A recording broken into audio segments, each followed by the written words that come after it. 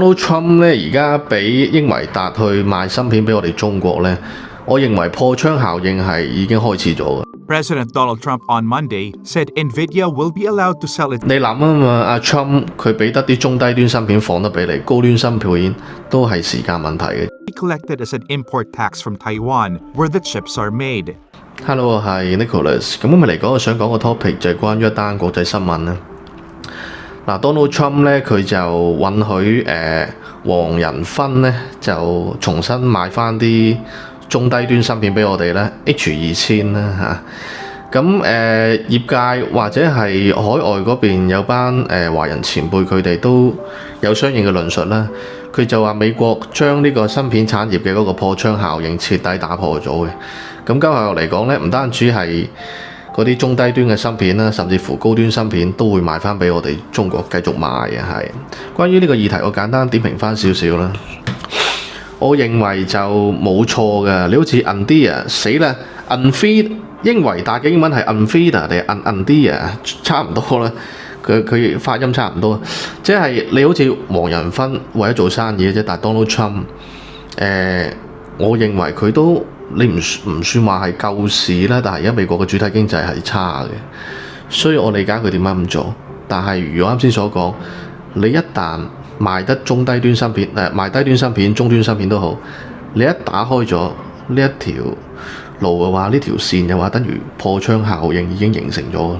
你諗啊嘛，你 H2000賣得俾我哋，低端芯片、中端芯片賣得俾我哋，咁我相信5090啊，或者以後6090你肯定放㗎啦。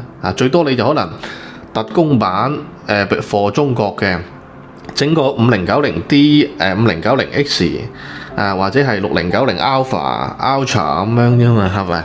即係大致參到差唔多，但係有少少細改或者魔改嘅高端芯片肯定會賣嘅，係。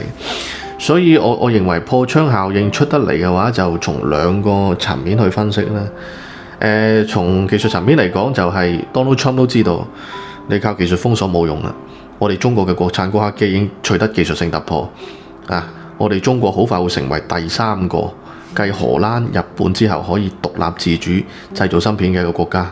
架仔嗰邊都出咗新聞講啦，但係點嚟講，佢喺想貿易方面，喺出口方面有翻啲嘢揸拿，因為我哋中國搞貿易順差咁誇張，咁即係美國喺逆差呢方面，咁佢肯定要靠芯片去進一步去搞翻啲翻嚟嘅，係咪先？因為你要明白一點就係、是、你美國你工業化基礎已經差唔多係冇啦，空心化啦。所以你而家美國你嘅主體經濟基本上就係俾金融資本壟斷，或者俾啲產業資本壟斷嗱。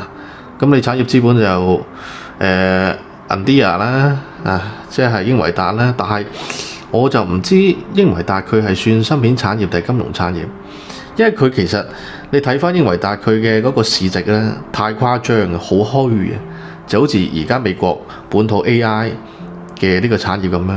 經濟泡沫化係有興趣，關於啱先講嘅嗰啲術語，你睇翻我之前嗰啲片咧係，所以我認為破窗效應已經形成咗㗎啦。我哋國內嘅網童粉絲以後唔使擔心話買唔到 N 卡嗰啲高端卡啦。N 卡嘅高端卡、中端卡、低端卡，以後佢會照賣翻俾我哋中國。破窗效應已經形成咗啦，係，所以多個就唔講啦。想速監信息差嘅網童粉絲歡迎加入我組織。呢期先到呢度啦，我哋下期再見。